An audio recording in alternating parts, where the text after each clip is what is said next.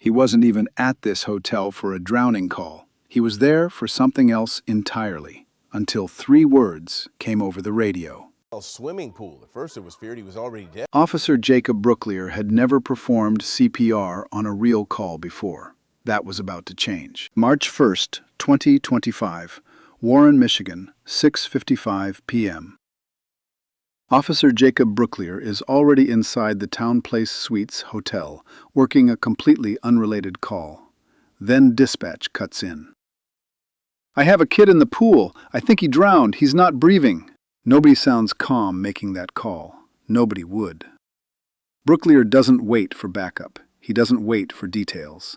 He's about to run into a pool room he's never seen, toward a kid he's never met, for the first real CPR call of his career.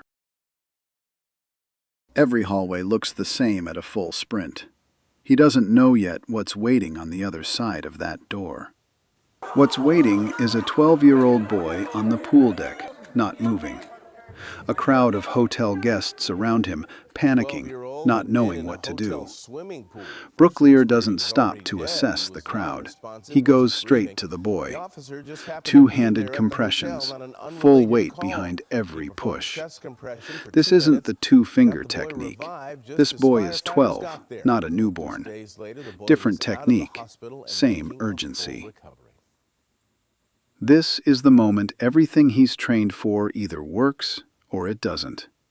30 seconds in, nothing. A minute in, still nothing.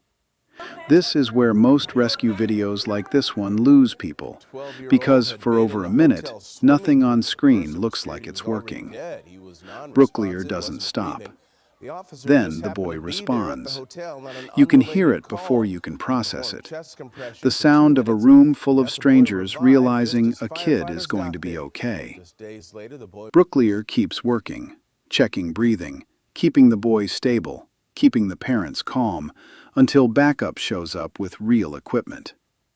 3 minutes after that radio call, the fire department takes over. 3 minutes.